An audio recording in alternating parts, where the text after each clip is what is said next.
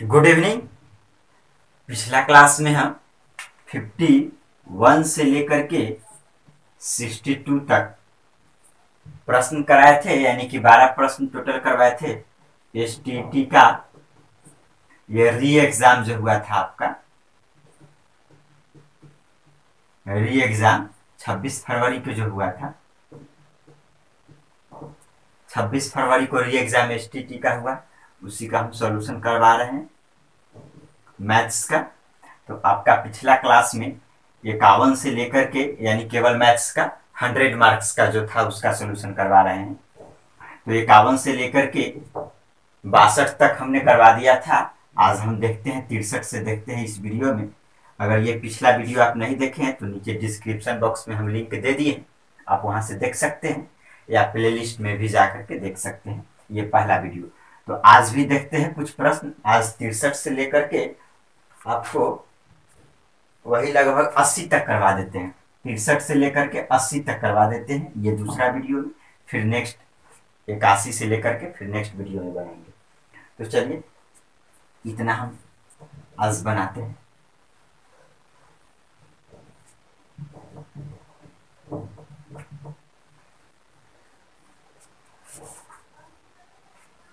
आपका प्रश्न है 63 नंबर।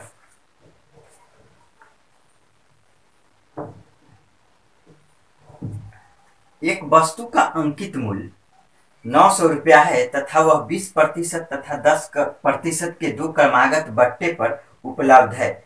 वस्तु के विक्रय मूल्य की गणना करें। यानी कि वस्तु का जो अंकित मूल्य है, अंकित मूल्य बोलते हैं मार्क्स प्राइस, यानी शॉर्ट में बोलते हैं एमपी। कितना दिया हुआ है? 900 रुपया। यानी कि कोई भी वस्तु है, वो पैकेट है, उस पैकेट पर प्रिंट है, यानी प्रिंट है, मार्क्स प्राइस है कितना? 900 रुपया है। तो दुकानदार जो है दो क्रमागत बट्टा दे रहा है, यानी कि छूट दे रहा है, डिस्काउंट दे रहा है। कितना का? एक 20% का और दूसरा दे रहा है 10% का। ये दो क्रमागत छूट दे रहा है। तो विक्रय मूल्य की गणना करें। यानी कि तो दुकानदार इस वस्तु को कितना में बेचेगा? जिस वस्तु पर 900 रुपया प्रिंट है, कोई वस्तु है, उस पर कितना का लेबल लगा हुआ है? 900 रुपया का। और दुकानदार कस्टमर को 20% तथा 10% का दो क्रमागत छूट देता है। तो वो कितना में बेचेगा? यानी कि जो कस्टमर है कितना रुपया में खरीदेगा, ये पूछ रहा है। तो इसके लिए एक शॉर्ट तरीका होता है। इसको मानते हैं ए और इसको मानते हैं बी। तो ये तरीका होता है आपका A plus B plus A B बट्टे 100। ये होता है ये तरीका। यहाँ प्लस या माइनस जो भी साइन रहेगा उसके अनुसार ये होता है। तो अब देखिए ए के जगह कितना होगा? -20। फिर बी के जगह कितना? -10। 10 का छूट दे रहा है। फिर अब ये दोनों को गुना करना है, तो ये माइनस माइनस प्लस हो जाएगा। तो ये माइनस माइनस प्लस 20 गुना 10 कितना हो जाएगा? ये 200 और ये बट्टे 100। तो ये 2 जीरो से 2 जीरो कटेगा, यानी कि 20 और 10 30। ये -30 और ये +2, यानी कि टोटल कितना परसेंट आ गया? ये -28%, जो कि निगेटिव है। यानी कि वो ओवरऑल कितना का डिस्काउंट देगा? 28% का देगा। तो 28 किसका? इसका 28%। यानी कि ये 900 का, यानी कि ये जो डिस्काउंट निकलेगा आपका 900 का 28% जो होगा, यानी 28%, यानी 28/100, यानी इतना रुपया का छूट देगा, इतना रुपया कम में बेचेगा। तो ये 00 से ये 00 कट गया, ये 9 से मल्टीप्लाई कर दीजिए, तो ये 9 8 72, 7 9 दूना 18 और 7 25, यानी 252 रुपया का डिस्काउंट देगा। तो दाम है उस पर लिखा हुआ कितना? यानी मार्क्स प्राइस, अंकित मूल्य है 900 रुपया। तो एसपी आपका जो होगा, एसपी यानी सेलिंग प्राइस, विक्रय मूल्य जो होगा, वो 900 में से ये जो डिस्काउंट है इसको घटा दीजिए, 252 रुपया को कम कर दीजिए, यानी इतना में ये बेचेगा। तो ये आपका हो जाएगा 8 2 10 5 4 9 और ये 8 6, यानी कि 648 रुपया हो जाएगा। कोई दिक्कत? आपका ऑप्शन नंबर सी। चलिए फिर नेक्स्ट देखते हैं।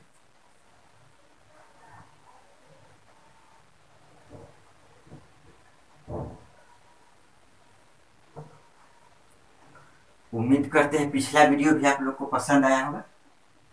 उसमें थोड़ा कुछ ज़्यादा ही एक्सप्लेन कर दिए थे, तो एक दो लोग का कमेंट भी था। तो अभी थोड़ा स्पीड में चलेंगे, ज़्यादा एक्सप्लेन करने से कोई फायदा है नहीं, क्योंकि आप लोग का लगभग पढ़ा हुआ है, थोड़ा सा रिवीजन हो जाना चाहिए। 64 नंबर प्रश्न बोल रहा है, मोना और विकास की वर्तमान आयु का अनुपात 9:10 है। तो बोल रहा है कि मोना और विकास की वर्तमान आयु का अनुपात, यानी कि ये प्रेजेंट एज का अनुपात है आपका 9:10। ये दिया हुआ है। 4 वर्ष बाद यह अनुपात 11:12 हो जाता है। 4 वर्ष बाद, यानी कि ये 4 ईयर आफ्टर कितना हो जाता है? 11:12 हो जाता है। तो मोना की वर्तमान आयु पूछ रहा है, ये परसेंटेज। तो अब यहां से हम लोग बनाएंगे दो तरीका से, एक तो बेसिक तरीका है और एक शॉर्ट मेथड। तो हम दोनों तरीका बता देते हैं। तो ये शॉर्ट मेथड में देखिए, ये प्रेजेंट यानी अभी दोनों के उम्र का अनुपात कितना है? 9:10। और ये 4 वर्ष बाद हो जाएगा 11:12। यानी कि कभी भी दो व्यक्ति के उम्र का जो अंतर है कभी नहीं बदलेगा। यानी आप अभी अगर किसी से 5 वर्ष बड़े हैं, तो आप 4 साल बाद भी 5 वर्ष बड़ा रहिएगा। 10 साल बाद भी उससे 5 वर्ष ही बड़ा रहिएगा। फिर 20 साल बाद भी आप उससे 5 वर्ष बड़ा रहिएगा। अगर आप किसी से 2 वर्ष छोटा है अभी, तो 10 साल बाद भी 2 वर्ष आप छोटा रहिएगा उससे। 20 साल बाद भी 2 वर्ष छोटा रहेगा। यानी अंतर कभी नहीं बदलता है। तो ये अंतर नहीं बदलता। तो अभी दोनों के उम्र का अंतर यूनिट में कितना? 1 यूनिट का। 4 साल बाद कितना का? 1 यूनिट का। यानी कि सही है, बैलेंस किया हुआ रेशियो है। तो ये अभी है प्रेजेंट में 9 यूनिट, और 4 साल बाद हो जाता है इसका 11 यूनिट, और इसका अभी है 10 यूनिट, 4 साल बाद हो जाता है 12 यूनिट।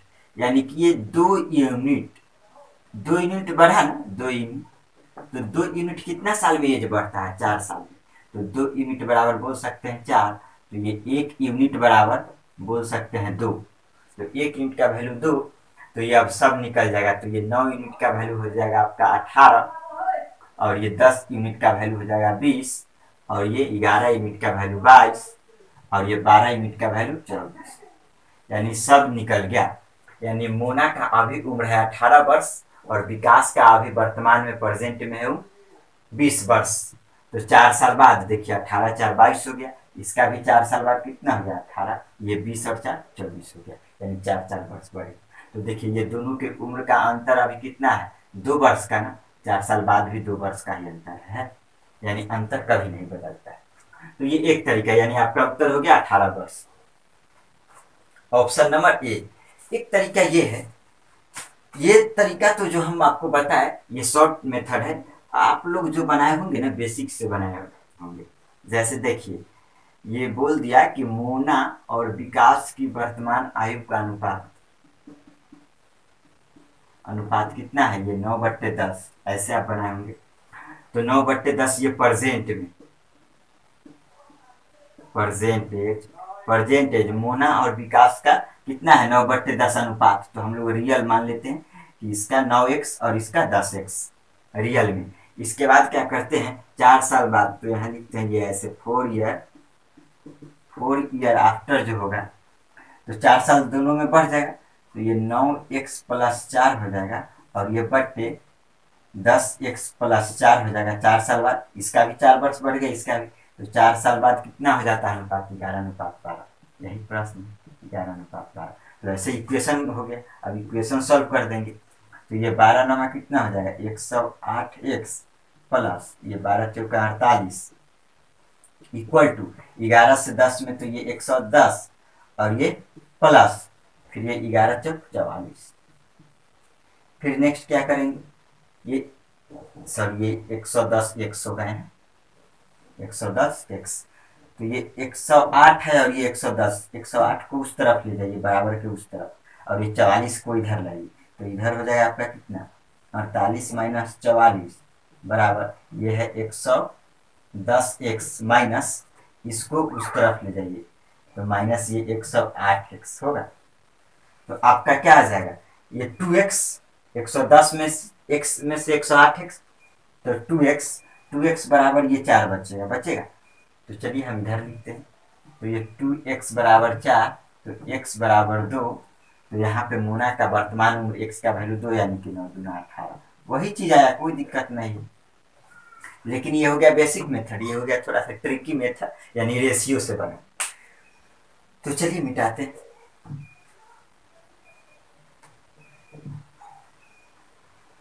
आज ज़्यादा टाइम नहीं लेंगे क्योंकि पिछला वीडियो जो थोड़ा सा एक्सप्लेन करने के चक्कर में थोड़ा ज़्यादा लंबा हो गया था।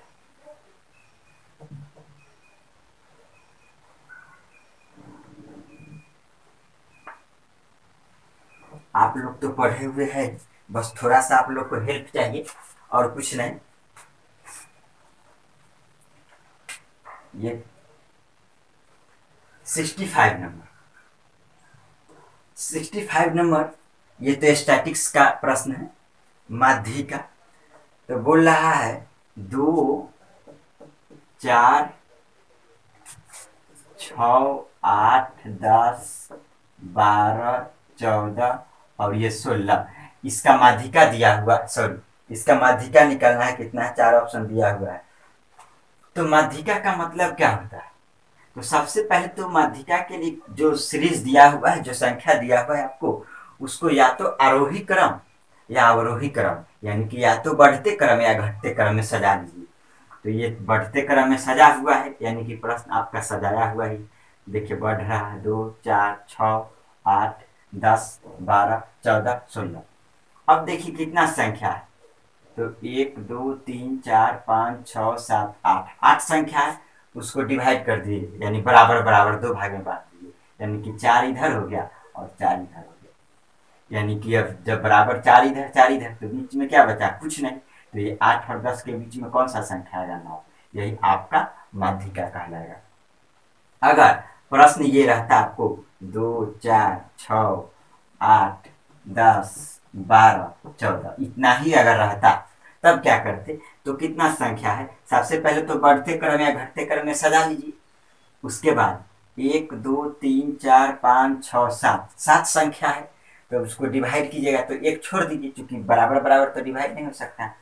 तो 7 संख्या है तो 3 इधर छोड़ेंगे 3 इधर छोड़ेंगे 6, ये जो बीच में बच गया वो आपका माध्यिका होगा, 8 उत्तर होगा।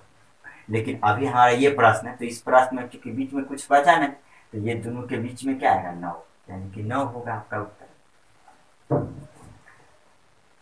चलिए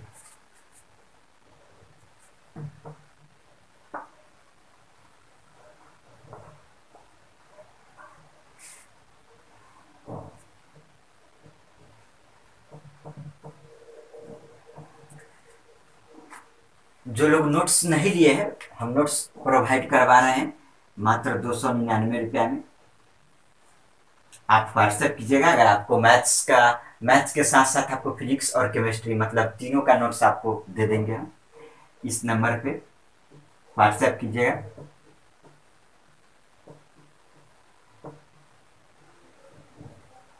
इस नंबर पे आप अगर व्हाट्सएप कीजिएगा और 299 रुपया अगर पे कीजिएगा गूगल पे या फोन पे के माध्यम से, आप पहले व्हाट्सएप करके या कॉल करके पूछ लीजिए, आपको देंगे स्कैनर या जो भी देंगे नंबर, उस पर आप पे कीजिएगा 299। तो आपको टोटल नोट्स मैथ्स का, फिजिक्स का और केमिस्ट्री का प्रोवाइड करवाया जाएगा मात्र 299 में। बहुत से लोग लिए हैं, जो लोग नहीं भी लिए हैं बस वीडियो जो बना रहे हैं उससे भी पढ़ सकते हैं, काम चल जाएगा, कोई दिक्कत नहीं।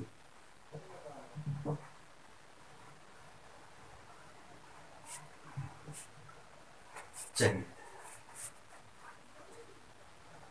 66 नंबर देखते हैं। 66 नंबर है, ये थोड़ा सा कॉम्प्लिकेटेड इसलिए है क्योंकि ये 9th 10th में डायरेक्टली रूप से नहीं पढ़ना है। ए बी तथा सी ने मिलकर साझे में एक व्यापार आरंभ किया। ए ने 3200 रुपया 4 माह के लिए। 3 व्यक्ति ए बी सी ने ए बी तथा सी ने, तीनों ने व्यापार आरंभ किया। ए ने कितना रुपया, सॉरी 32,000, ए ने कितना रुपया लगाया व्यापार में? 32,000 रुपया 4 माह के लिए। कितना माह के लिए? 4 माह के लिए, ये 4 मंथ ऊपर लिखते हैं। ए ने 32,000 लगाया कितना दिन के लिए? 4 महीना के लिए। बी ने 51,000 रुपया लगाया, 51,000 रुपया लगाया 3 मंथ्स के लिए। तथा सी ने 27,000 रुपया लगाया 5 महीना के लिए। कितना महीना के लिए? 5 महीना के लिए। यदि वर्ष के अंत से कुल लाभ, यानी कि टोटल प्रॉफिट आपको दे दिया है, टोटल प्रॉफिट नीचे लिख देते हैं इस तरह, यानी आपको दे दिया है टोटल प्रॉफिट। टोटल प्रॉफिट कितना दे दिया है? टोटल प्रॉफिट बोल रहा है कि ये तीनों ने बिजनेस आरंभ किया, ए बी सी तीनों मिल करके, और ए ने 32,000 रुपया इन्वेस्ट किया, बी ने 51,000 और सी ने 27,000 इन्वेस्ट किया। तो ये ए 4 महीना के लिए अपना पूंजी लगाया, बी 3 महीना के लिए और सी 5 महीना के लिए अपना पूंजी लगाया। तो जब बिजनेस खत्म हुआ तो बिजनेस के अंत में उसको टोटल प्रॉफिट हुआ 12,480 रुपया। तो बताइए ए का हिस्सा कितना होगा, यानी ए को कितना रुपया मिलना चाहिए? क्योंकि देखिए ना, ये जो ज्यादा पूंजी लगाएगा उसको ज्यादा मिलेगा, जो कम पूंजी लगाएगा उसको कम प्रॉफिट मिलेगा। लेकिन समय का भी तो अंतर है, हो सकता है कि जो पूंजी कम लगाया होगा वो ज्यादा समय के लिए लगाया होगा। तो ये डिपेंड किस पे करता है? तो ये डिपेंड करता है, आपको ये निकालने के लिए ये डिपेंड करता है प्रॉफिट। प्रॉफिट जो होता है, प्रॉफिट डिपेंड करता है, यानी कि वैरी करता है किस पे? Investment into time, investment into time, investment into time. किस पे डिपेंड करता है? इन्वेस्टमेंट इनटू टाइम पे डिपेंड करता है, यानी कि आपका इन्वेस्ट कितना है और टाइम पीरियड क्या है। तो अब इन्वेस्टमेंट यानी कि इसको इसमें गुना कर देना है, तो सीधी सी बात है। तो इसको रेशियो निकालेंगे हम लोग, तो इसका रेशियो निकालने के लिए क्या हो जाएगा? ये बी सी तीनों का अनुपात, अनुपात निकाल सकते हैं, प्रॉफिट का अनुपात। प्रॉफिट का अनुपात कैसे निकलेगा? इन्वेस्टमेंट और टाइम को गुना करेंगे। तो इन्वेस्टमेंट इतना रुपया है तो इसमें टाइम से गुना कर देंगे 4 महीने, इसमें इसका टाइम से गुना कर देंगे 3 महीना से, इसमें इसका से गुना कर देंगे 5। अब देखिए तीनों में कुछ अगर कॉमन है कटने वाला उसको काट लेंगे। तो ये तीनों में 3 0 1,000 1,000 1,000 ये कट सकता है, क्योंकि हम लोग रेशियो निकालते हैं। तो रेशियो में क्या होता है, जो कटने वाला होता है उसको काटते हैं ना, जैसे 12:9 है तो ये 3 चौका 12 3 3 9 करते हैं, तो वही रेशियो निकाल रहे हैं हम लोग। तो हम इसको काट लेंगे। फिर देखिए अब ये क्या हो गया, अब कुछ कटने वाला नहीं है, क्योंकि ये 17 या 51 3 नहीं कटने वाला है, तो इसको गुना कर दीजिए। ये हो जाएगा आपका 128 अनुपात, ये हो जाएगा 153 अनुपात, ये हो जाएगा 5 7 35 3 10 और 3 13 135, यानी तीनों निकल गए। यानी ए को इतना प्रॉफिट हुआ, बी को इतना प्रॉफिट हुआ और सी को इतना यूनिट में। तो टोटल प्रॉफिट तीनों का कितना, तो जोड़ेंगे। तो टोटल प्रॉफिट हुआ, जोड़ दीजिए, 5 और 3 8 और 8 16 का 6, कैरी 1 3 और 1 4 5 9 9 और 2 11 11 का 1 कैरी 1 और 1 2 3 और 1 4, यानी कि 416 यूनिट का प्रॉफिट हुआ। शॉर्ट में यूटी 416 यूनिट का। रियल में कितना हुआ, तो ये 12,480 रुपया का प्रॉफिट हुआ। तो कटेगा तो एक यूनिट बराबर कितना हो जाएगा, 12,480 बटे ये 416 नीचे आ जाएगा। तो ये 3 बार में कट जाएगा, 30 बार में ये 0 है, तो ये 416 से ये 1248 कितना बार में, 3 बार में, 4 तिया 12 और 16 तिया 48, यानी कि 10 तिया ये 30, यानी एक यूनिट बराबर कितना आ गया आपका, 30 रुपया। एक यूनिट बराबर 30, तो ए का प्रॉफिट यही था ना 128 यूनिट, तो ये निकल गया profit of A. Profit of A कितना हो जाएगा, 128 गुने 30। यानी कि ये आपका आ जाएगा 0, या 8 3 24 2 12 3 36 और 2 38, यानी 3840 रुपया आपका टोटल प्रॉफिट ए का। Option number B 3840। चलिए फिर नेक्स्ट देखते हैं।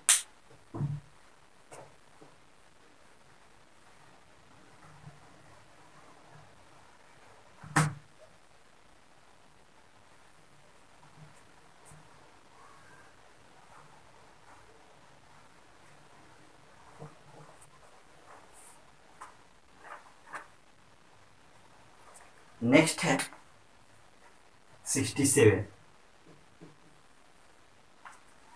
ये तो डायरेक्ट पॉइंट ही है, हम आपको जो नोट्स दिए हैं उसमें ये सब पूरा एक्सप्लेन किया हुआ है। ज्योमेट्री और मेंसुरेशन का आप लोग को जो नोट्स दिए हैं उसको अच्छे से पढ़िएगा, जो लोग परचेज किए हैं। यदि दो कोण एक दूसरे के पूरक हो तो प्रत्येक कोण क्या होगा? तो पूरक कोण किसको बोलते हैं? तो दो कोणों का योग 90 डिग्री होना चाहिए, उसको बोलते हैं पूरक कोण या कोटि पूरक कोण, या इंग्लिश में बोलते हैं कॉम्प्लीमेंट्री एंगल। तो यानी कि जब दो कोणों का योग होगा 90 डिग्री, यानी ए प्लस बी मिला करके 90 होना चाहिए। दोनों का जोड़ यानी कि ये भी 90 से छोटा होगा और ये भी 90 से छोटा, तभी ना दो का जोड़ 90 होगा। क्योंकि 90 से बड़ा हो सकता है क्या? नहीं होगा, क्योंकि दोनों को जोड़ के 90 आना चाहिए। तो ये भी 90 से बड़ा नहीं होगा, ये भी नहीं, दोनों 90 से छोटा ही होगा, तभी तो दो का जोड़ 90 आएगा। तो दोनों 90 से छोटा होगा, तो जो 90 से छोटा कोण रहता है तो ये भी 90 से छोटा है, यानी एंगल ए भी और एंगल बी भी। तो ये भी 90 से आपका छोटा है, लेस देन 90, और ये भी आपका 90 से छोटा है, लेस देन 90, यानी 90 से छोटा। तो 90 से छोटा कोण को क्या बोलते हैं?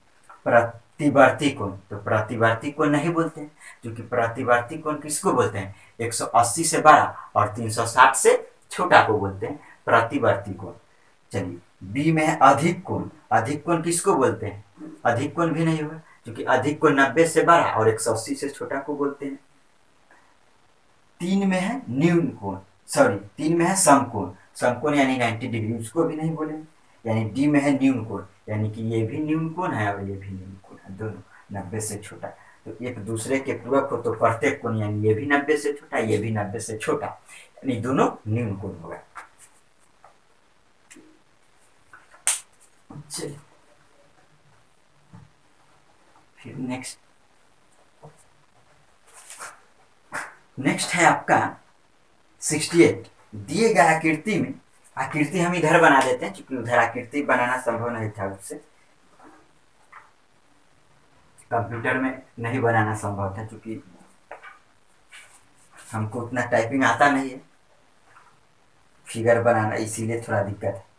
तो हम इधर बना देते हैं, क्या दिक्कत है? प्रश्न उधर है, आकृति केवल मतलब ये आकृति जो बना रहे हैं वो प्रश्न में दिया हुआ है। दिए गए आकृति में बीओ तथा सीओ क्रमशः एंगल बी और सी के समद्विभाजक है। तो नाम दे देते हैं ए बी सी, ये दिया हुआ है आपको फिगर में, देने का जरूरत नहीं है, पहले फिगर बना ही देते हैं। ये आपका फिगर है वो, और ये दिया हुआ है, यानी ये प्रश्न में ऐसे फिगर दिया हुआ है ए बी सी, और ये 50 डिग्री, और ये यहाँ पे ओ है और ये बी सी ऐसे दिया हुआ है। अब क्वेश्चन में बोल रहा है दिए गए आकृति में बीओ तथा सीओ, बी तथा सी के समद्विभाजक है एंगल बी के, यानी एंगल बी का समद्विभाजक बी हो, यानी कि ये दोनों कोण बराबर। एंगल सी का समद्विभाजक सी हो, यानी ये कोण और फिर ये कोण बराबर। यदि एंगल ए 50 डिग्री ये दिया हुआ है, तो एंगल बी ओ सी यानी ये एंगल निकालना है। तो ये एंगल के लिए ज्योमेट्री का हम जो दिया है नोट्स उसमें देखिएगा प्रॉपर्टीज है, क्या है ये एंगल निकालने के लिए, यानी कि ये दो लगातार कोण के अर्धक के द्वारा बना गया कोण जो होता है 90 degree plus half of opposite angle, यानी ये अपोजिट एंगल कौन? ये 50, यानी एंगल ए, यानी इस 50 का आधा जोड़ दीजिए, यानी 90 में इसका आधा जोड़ दीजिए, ये आ जाएगा। तो ये 90 प्लस कितना 25, तो 90 प्लस 25 यानी कि 115 डिग्री आपका उत्तर होगा। 115 डिग्री ऑप्शन नंबर सी। चलिए नेक्स्ट देखते हैं। टाइम भी देखते चलेंगे क्योंकि ज़्यादा लंबा वीडियो नहीं होना चाहिए।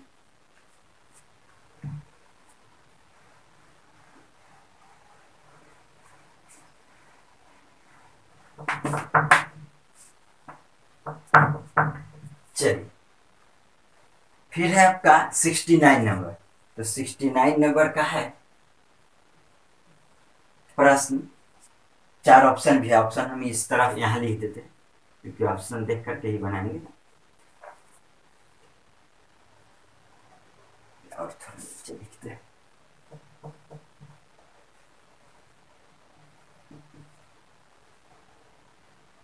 चार ऑप्शन है। ट्रायंगल CAB कॉन्ग्रुएंट है यानी कि सर्वांगसम है ट्रायंगल PQR।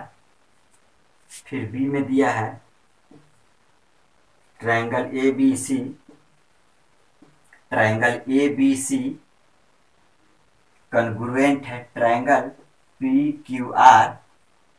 सी में है ट्रायंगल CBA कॉन्ग्रुएंट है यानी सर्वांगसम है ट्रायंगल QPR। डी में है ट्रायंगल BCA कॉन्ग्रुएंट है ट्रायंगल RPQ। बोल रहा है यदि A बराबर B, यदि A और B यदि AB बराबर QR, ये दिया हुआ है QR, BC बराबर RP, CA बराबर PQ। हम जो नोट्स दिए हैं उसमें ये सब है, मेंशन है, सही से पढ़िएगा, देखिएगा लिखा हुआ। तो बोल रहा है कौन सा सत्य होगा, यानी कि ट्रायंगल है तो ट्रायंगल है, दो ट्रायंगल है। एक ट्रायंगल है कौन ABC और दूसरा है कौन ये PQR। तो दो ट्रायंगल है तो उसका नाम दिया गया है सर्वांगसम है। बोल रहा है तो कौन सा कथन सत्य होगा। तो अगर सत्य होगा तो ये सजाना है तो देखिए CAB यानी कि ये पहले CA यही जाए ना CA, तो C के जगह कौन होना चाहिए P, तो C के जगह होना चाहिए P। A के जगह कौन होना चाहिए Q, तो CAB। B के जगह कौन होना चाहिए, तो B के जगह कौन है R है, यहाँ से भी ले सकते हैं B के जगह कौन है R, तो R। यानी कि ट्रायंगल CAB किसके सर्वांगसम होगा, ट्रायंगल PQR के। तो देखिए ट्रायंगल PQR यानी पहला ऑप्शन ही सही हो गया। एक बार और समझिए, देखिए ट्रायंगल CAB है ना, तो जैसे है जिस फॉर्मेट में कहीं से भी लीजिए उससे कोई दिक्कत नहीं है। आपको मन है यहाँ से लेते हैं C, तो ठीक है यहीं से लीजिए। तो C यहाँ से लीजिएगा C, तो C के सापेक्ष यहाँ कौन है P है। A कहाँ से लेना है, जहाँ से मन है वहां से लीजिए। A यहाँ से लेना है तो यहाँ से लेंगे, तो यहाँ A के जगह यहाँ पर क्या है AB, तो यहाँ Q है, तो A के जगह Q है तो Q। फिर B तो बच गया वही ना हुआ PQ, तो R, यानी कि ऑप्शन नंबर सिंपल है।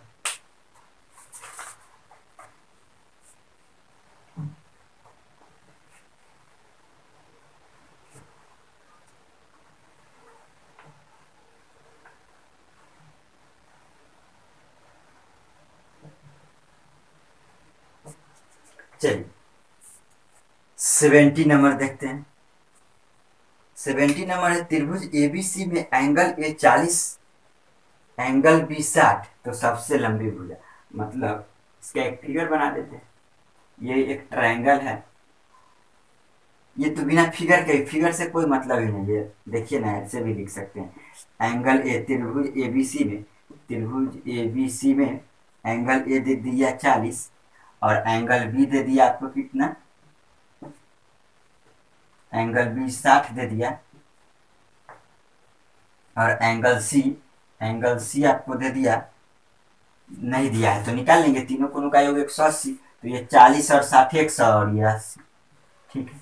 अब यहाँ पर सोचने वाली बात है, नाम ऐसे होता है, जैसे देखिए एंगल A के सामने आप यह नाम भी लिख सकते हैं, नहीं समझ में आएगा तो एंगल ए के सामने कौन सा भुजा होगा, तो ए के सामने होगा बी सी, जो बच गया सो ये बी सी। एंगल बी के सामने कौन सा भुजा होगा, तो बी के अलावा कौन बचा, ए और सी, यानी ए सी भुजा होगा। एंगल सी के सामने का भुजा कौन होगा, तो सी, बच गया कौन, ए बी, यानी ए बी होगा। देखिए चेक, एंगल ए के सामने बी सी, ए के सामने बी सी। एंगल बी के सामने का भुजा ए सी, ए सी।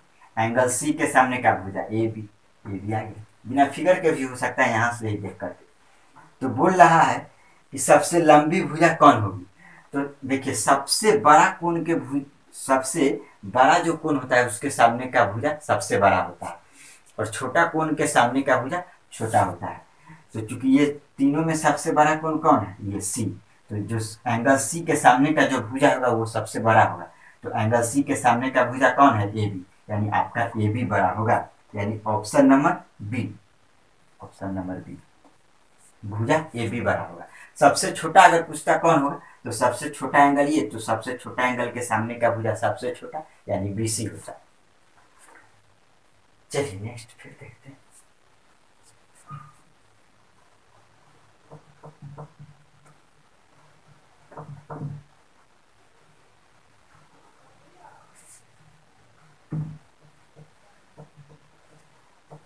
चलिए नेक्स्ट है आपका 71 नंबर। अब आ जाइए मेंसुरेशन में। देखिए ज्योमेट्री मेंसुरेशन का वैसे भी हम आपको सबसे पहले दिए थे नोट्स, इसलिए दिए थे ताकि इससे ज्यादा प्रश्न आता भी है एग्जाम में, और थोड़ा इसका सिलेबस थोड़ा बड़ा है। ज्योमेट्री मतलब थोड़ा सा मेहनत करने के लिए। यदि दो गोलक के आयतन के बीच का अनुपात, तो सबसे पहले गोलक का आयतन आपको मालूम होना चाहिए कि क्या होता है। तो क्या होता है, 4/3 पाई आर क्यूब, यही होता है।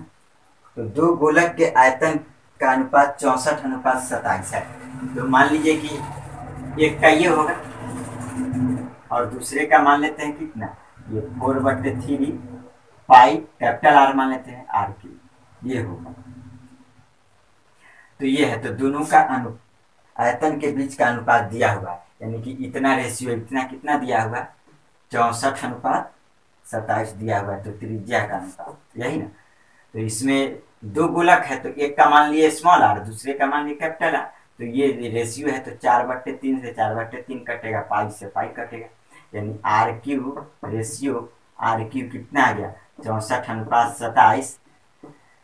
तो हम लोग जानते हैं अगर इसको बट्टे में लिखते फ्रैक्शन में, तो ये क्या होता, अनुपात का मतलब बटा होता है ना, आर क्यूब बट्टे ये आर क्यूब, अगर ऐसे लिखते तो यही ना, अनुपात मतलब बटा, बराबर ये होता 64/27।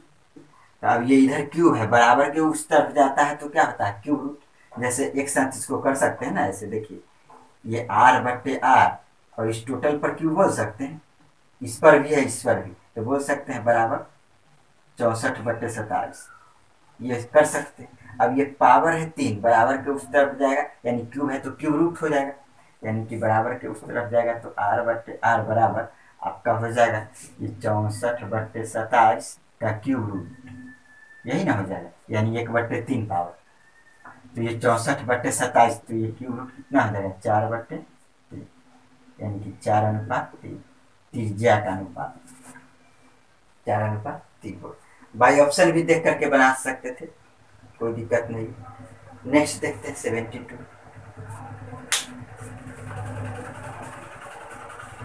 72 नंबर 3D मेंसुरेशन।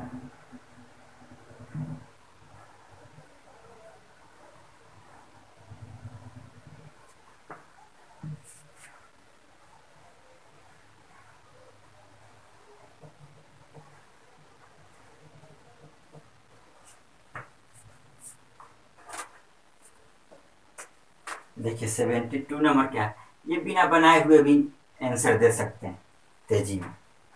दोनों तरीका बताते हैं। किसी पोल की अधिकतम लंबाई क्या होगी, जो किसी पोल की अधिकतम लंबाई क्या होगी, जो एक कमरा है, कमरा का माप दिया है, यानी कि कमरा क्या होता है, घनाभ के आकार का होता है। तो कमरा घनाभ के आकार का होता है, तो उस कमरा का माप दिया गया है, लंबाई है 12 मीटर, चौड़ाई है 9 मीटर और ऊंचाई है 8 मीटर, माप वाले एक कमरा में रखा जाता है। तो सबसे अधिकतम लंबाई का पोल कितना अधिकतम लंबाई का रखा जाएगा, तो अधिकतम लंबाई का कैसे पोल रखा जाता है? तो जैसे अगर ये मान लीजिए कि आपका ये कमरा है, अगर अगर ये मान लीजिए आपका ये कमरा है, तो इसमें बोलेंगे सबसे अधिकतम लंबाई का रखना है। तो कैसे रखते हैं? इस कॉर्नर से लेकर के और इस कॉर्नर तक जो आएगा वही सबसे अधिकतम लंबाई का होगा ना? ये तो ये निकालने के लिए डायरेक्ट होता है, यानी कि ये विकर्ण हो गया, यानी कि डायगोनल उसको बोलते हैं। तो उसको निकालने का डायरेक्ट होता है एल स्क्वायर जोड़ बी स्क्वायर जोड़ एच स्क्वायर का रूट अंडर, यही होता है आपको फार्मूला। तो ये फार्मूला से भी बन जाएगा और बिना फार्मूला के भी बना देंगे, दोनों तरीका से देखिए। तो इसका जो माप दिया गया है कितना, 12 का स्क्वायर जोड़ 9 का स्क्वायर जोड़, ये आ जाएगा आपका 8 का स्क्वायर का रूट अंडर। तो ये 12 का स्क्वायर हो जाएगा 144 जोड़ 9 का 81 जोड़ 8 का हो जाएगा आपका 64 का रूट अंडर।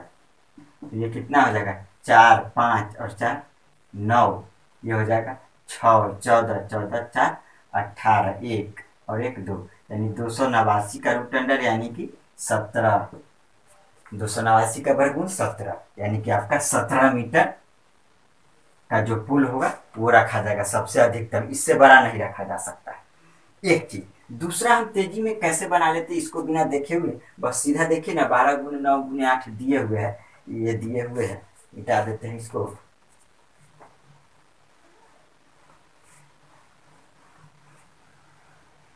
ये ट्रिपलेट्स जो हम पीछे बताए हुए हैं और जो वीडियो हम बनाए हैं उसमें देखिएगा, ये 12 × 9 × क्या दिया हुआ है, 8, यही दिया हुआ है ना, 12 ये मीटर में दिया हुआ है।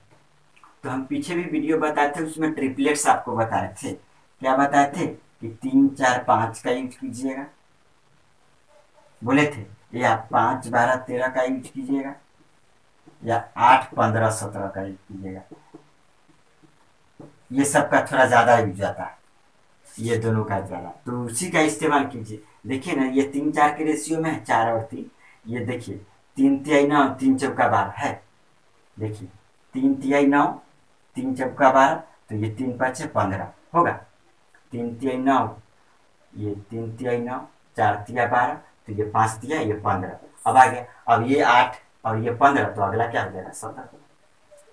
सिंपल है, देखिए ना, फिर से एक बार समझते हैं। ये देखिए 9 और 12 है, दोनों बड़ा वाला को पकड़ ली, तो 9 और 12 है, तो यहाँ पे ये कितना आ जाएगा 9 और 12, तो यहाँ 9 यहाँ 12, यानी 3 तिया 9 4 तिया 12, तो ये 5 तिया 15 आएगा। अब देखिए ये 8 दिया हुआ है, 8 ये 15, तो अगला क्या हो जाएगा 17, यानी कि डायरेक्ट उत्तर देख करके, उतना करने का जरूरत ही नहीं।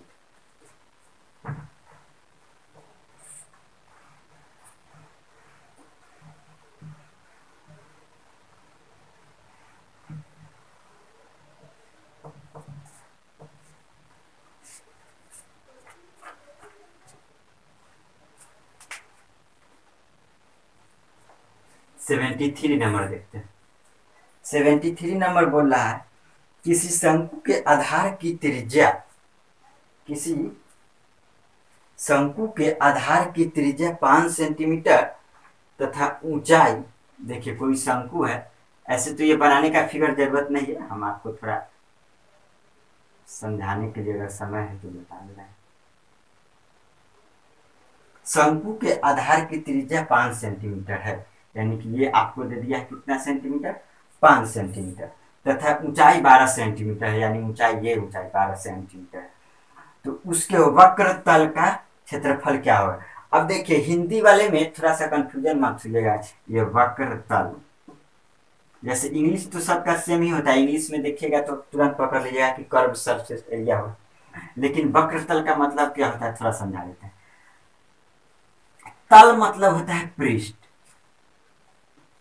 पृष्ठ, तल मतलब पृष्ठ, जिसको इंग्लिश में बोलते हैं सरफेस, सरफेस तल।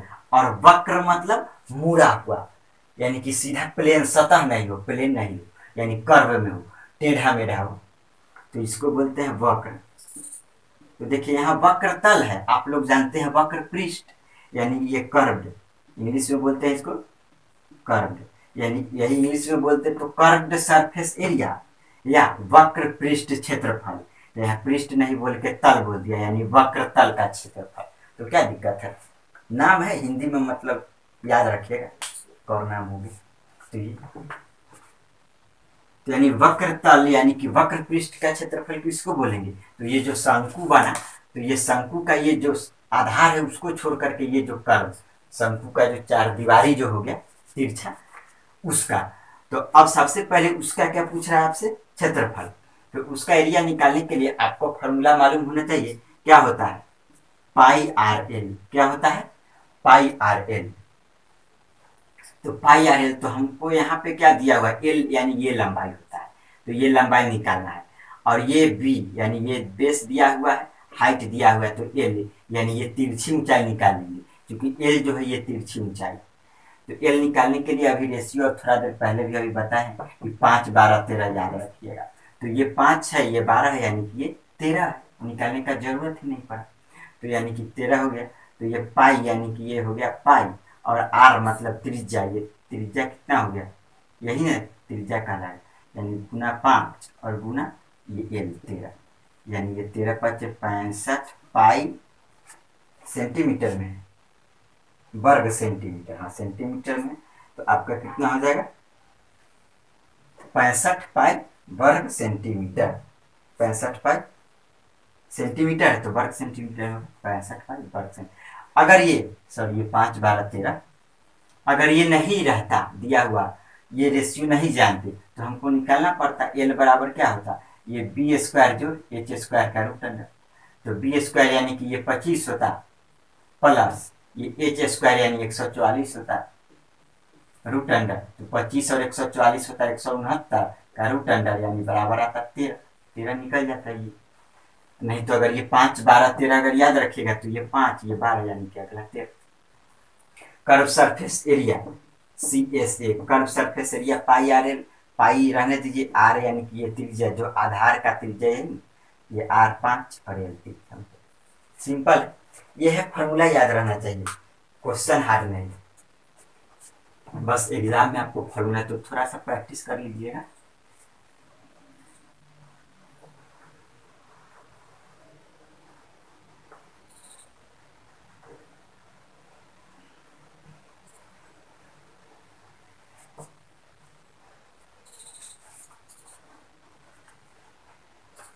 चलिए नेक्स्ट है आपका 74 नंबर, देखते हैं किसी अर्धगोला के संपूर्ण पृष्ठ का क्षेत्रफल क्या होगा। किसी अर्धगोला के संपूर्ण पृष्ठ का क्षेत्रफल क्या होगा। तो संपूर्ण पृष्ठ का क्षेत्रफल का आपको फॉर्मूला मालूम होना चाहिए कि कितना होता है 3 पाई आर स्क्वायर। किसी अर्धगोला के संपूर्ण पृष्ठ का क्षेत्रफल क्या होगा, जबकि त्रिज्या दे दिया है आर कितना सेंटीमीटर, 3 सेंटीमीटर दे दिया है, 3 सेंटीमीटर। और आंसर जो है पाई के फॉर्म में ही है, यानी पाई का मान हमको नहीं रखना है 22/7। तो ये कितना हो जाएगा, एक सेकंड, 7 है ना, ये 7 सेंटीमीटर। तो ये 7 सेंटीमीटर दिया हुआ है अर्धगोला का, यानी कि सेमी हेस्फेयर। तो क्या होगा, अब इसका वैल्यू पुट कर दीजिए इसमें, तो ये 3 इंटू ये पाई ही रहने दीजिए इंटू ये आर स्क्वायर, यानी 7 का स्क्वायर कितना हो जाएगा 49। अब 49 में 3 से गुना कर देंगे, तो ये 9 या 27, 2 4 3 12 और 2 14, यानी कि 147 पाई। आपका उत्तर ऑप्शन नंबर सी, अर्धगोला का संपूर्ण पृष्ठ क्षेत्रफल, टोटल सरफेस एरिया। इंग्लिश में अर्धगोला को बोलते हैं हेमी स्फेयर, गोला मतलब स्फेयर, देखिए ना हेमी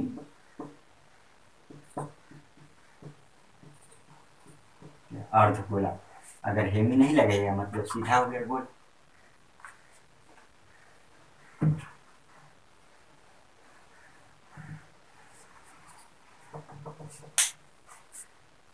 नेक्स्ट है आपका 75 नंबर। आज थोड़ा ज़्यादा एक्सप्लेन नहीं करें क्योंकि आप लोग का पढ़ा हुआ है, समझिए, तो ये थोड़ा सा प्रैक्टिस हो जाएगा, क्योंकि प्रीवियस ईयर है तो बना लेना सही है, री एग्जाम का प्रश्न है आपका, क्योंकि अधिकतर लोग तो दिए होंगे एग्जाम 28 जनवरी को, क्योंकि 3 ही या 4 सेंटर का कैंसिल हुआ था, तो जो कैंसिल वाले हैं वो तो दोनों पेपर दिए होंगे, पिछला भी और आगे वाला भी। और अधिकतर लोग क्या है कि नहीं दिए, मतलब 3 ही सेंटर का कैंसिल हुआ था, उनके पास प्रश्न भी नहीं। तो अगर आपको प्रश्न चाहिए ये 26 फरवरी वाला, तो आप नीचे व्हाट्सएप नंबर डिस्क्रिप्शन में जो दिया गया है उस पर आप मैसेज कीजिएगा, तो आपको ये प्रश्न दे देंगे। 75 नंबर है, यदि किसी घन के प्रत्येक किनारे को दुगना कर दिया जाए, तो देखिए क्यूब, तो उसका आयतन क्या हो जाएगा। तो क्यूब के लिए यानी घन में, क्यूब में वॉल्यूम क्या होता है, क्यूब का वॉल्यूम क्या होता है, लंबाई गुने चौड़ाई गुने ऊंचाई, यानी कि तीनों का लंबाई चौड़ाई ऊंचाई बराबर होता है, यानी कि ये भुजा क्यूब, ये क्यूब। तो इसको दुगना कर दिया जाए तो उसका आयतन हो जाएगा कितना गुना। तो अभी अभी क्या है ए, इसका वॉल्यूम इतना होता है, तो पहले वॉल्यूम था मान लीजिए कि ए, अब दुगना कर दिया जाए, अब वॉल्यूम हो जाता है 2a। तो इसका वॉल्यूम कितना हो जाएगा ए क्यू, और इसका वॉल्यूम हो जाएगा 2a का क्यू। तो ये ए क्यू हो गया और ये हो गया 8a क्यू, यानी कितना गुना हो गया, ये ए क्यू और ये 8a क्यू, यानी 8 गुना हो गया। कितना गुना हो गया, 8 गुना। अगर दुगुना करते हैं भुजा को, पहले भुजा था ए, अब हो गया 2a, तो वॉल्यूम कितना गुना हो जाएगा, 8 गुना हो जाएगा। चलिए हो गया, अब फिर नेक्स्ट देखते हैं। 5 क्वेश्चन और बना देते हैं, 80 तक कंप्लीट करा देते हैं।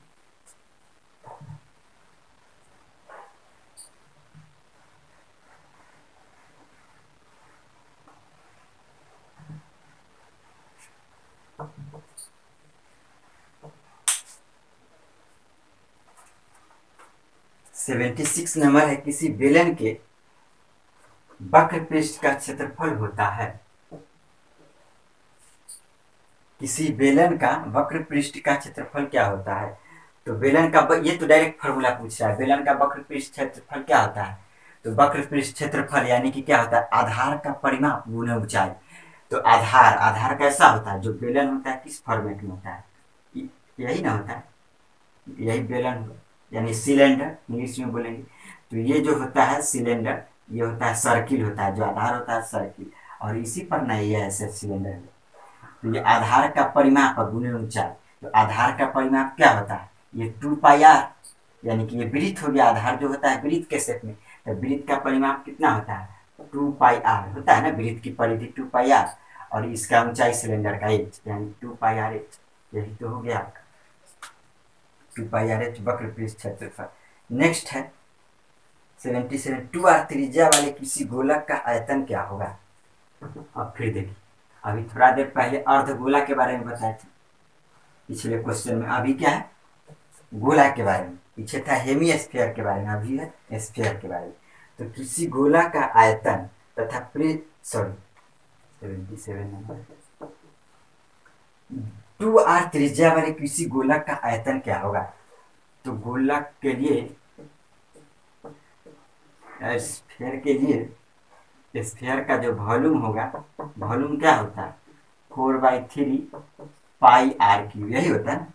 तो 2r त्रिज्या है, तो r के जगह, त्रिज्या की जगह r की जगह दिया हुआ है कितना, r 2r दिया हुआ है, यानी कि त्रिज्या है 2r, तो यहाँ 2r रखेंगे, तो ये हो जाएगा 4/3π, क्योंकि ऑप्शन पाई के फॉर्म में ही है पाई, और ये r की जगह यानी त्रिज्या दिया है 2r, तो ये 2r का होल क्यूब, यानी ये हो जाएगा 4/3π, ये 2 का क्यूब 8 r क्यूब, यानी ये गुना हो जाएगा, तो ये 32, ये 8 से का 32π, ये r क्यूब और बट्टे 3, यही होगा, यानी ऑप्शन नंबर बी। 4 ऑप्शन दिया गया है, ऑप्शन नहीं लिखे हैं, क्या दिक्कत है, जो उत्तर आया मालूम। चलिए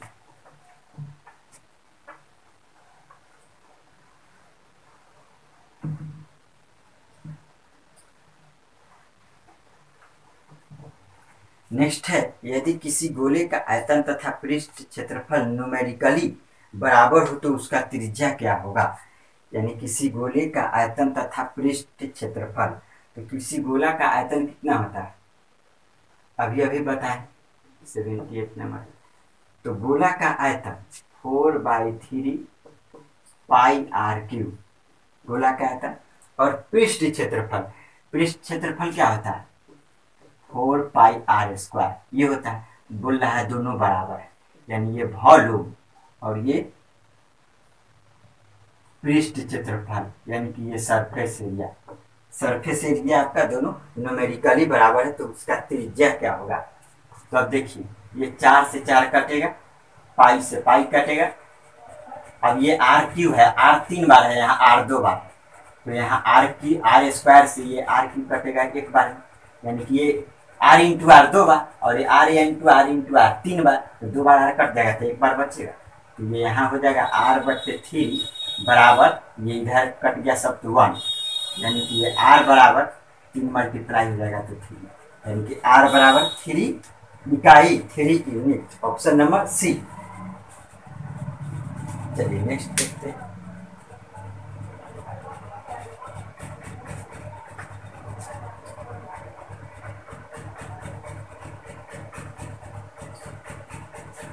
नेक्स्ट है आपका 79 नंबर है, कौन गलत है, यानी 4 ऑप्शन दिया गया है, बोल रहा है कि इनमें से कौन सा गलत है बताइए। तो 4 ऑप्शन क्या क्या दिया गया है आपको बता देते हैं। ये पहला ऑप्शन है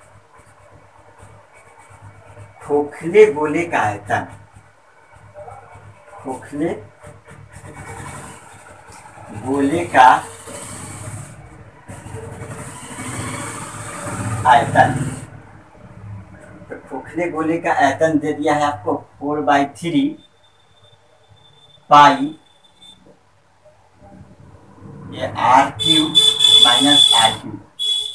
तो ये तो सही है, खोखले गोले का आयतन यही होता है फॉर्मूला। आप लोग को जो नोट्स दिए हैं उसमें देखिएगा। बी ऑप्शन है घन का आयतन, घन का आयतन भुजा की, तो घन का आयतन यही होता है, यानी ये भी सही है।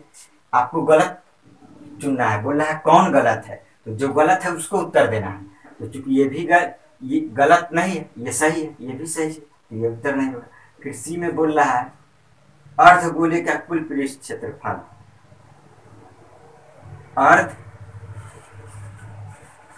अर्धगोले का कुल पृष्ठ क्षेत्रफल यानी टोटल सरफेस एरिया इंग्लिश में बोलते हैं, बराबर 3πr², यानी कि ये भी सही है। ऑप्शन नंबर डी बोल रहा है अर्धगोले का वक्र पृष्ठ क्षेत्रफल यानी curve surface area, curve surface area πr²। तो कर्व सरफेस एरिया πr², ये गलत है, क्योंकि होता है क्या 2πr², यानी ये गलत है, यानी यही जो गलत है उसको चुनना है, यानी ऑप्शन नंबर डी। चलिए नेक्स्ट देखते हैं, नेक्स्ट एंड लास्ट प्रश्न।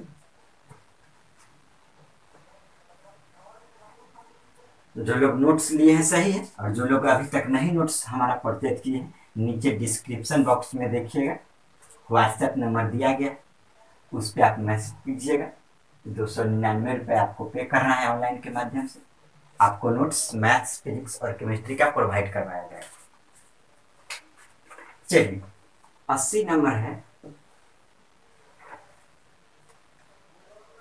यदि cos A दिया है, cos A कितना दिया है 4/5, तो tan A का मान निकाले। तो क्या पूछ रहा है tan A बराबर क्या होगा, 4 ऑप्शन दिया गया। तो देखिए cos A, तो cos A होता क्या है B/H, तो B/H यानी P निकालना है, तो हम लोग P बराबर निकाल लेते हैं। तो P बराबर क्या होता है √H² माइनस B², तो H का स्क्वायर यानी H बराबर 5, यानी 5 का स्क्वायर 25, माइनस B बराबर 4, यानी 4 चौका 16, यानी 25 से 16 गया 9, 9 का वर्गमूल यानी कि 3, यानी P निकल गया। तो tan A, तो tan बराबर क्या होता है P/B होता है ना, tan बराबर, तो P कितना निकला 3 और B कितना 4, यानी 3/4 उत्तर होगा ऑप्शन नंबर सी। या आप बिना देखे हुए भी, बिना सॉल्व किए हुए बना सकते हैं। दिया ना कि cos A 4/5, तो हम लोग रेशियो जानते हैं 3 4 5, ये हमेशा काम आएगा 3 4 5, यानी ये 4 है ये 5 है, यानी कि अगला 3 हो, तो P/B चाहिए ना, तो ये B और ये H, तो P हो गया 3 और ये B, ये पी हो गया 3 और आपको चाहिए बी, बी हो गया 4, 3/4 डायरेक्ट उत्तर, कोई दिक्कत नहीं। तो चलिए आज के लिए इतना ही रहने देते हैं, फिर 81 से नेक्स्ट 100 है आपका, कितना है टोटल इसमें 100 मार्क्स का है, 100 मार्क्स वाला सॉल्यूशन करवाना है, तो 100 मार्क्स है तो उसमें आपको पिछला वीडियो अगर नहीं देखे हैं तो नीचे डिस्क्रिप्शन बॉक्स में लिंक हम दे दिए हैं, वहाँ से पिछला वीडियो देख सकते हैं, उसमें हम करवाए हैं 51 से लेकर के 62 तक, और इस वीडियो में 63 से 80 तक हो गए, फिर 81 से नेक्स्ट वीडियो में लाएंगे। ठीक है आज के लिए इतना ही रहने देते हैं, थैंक यू।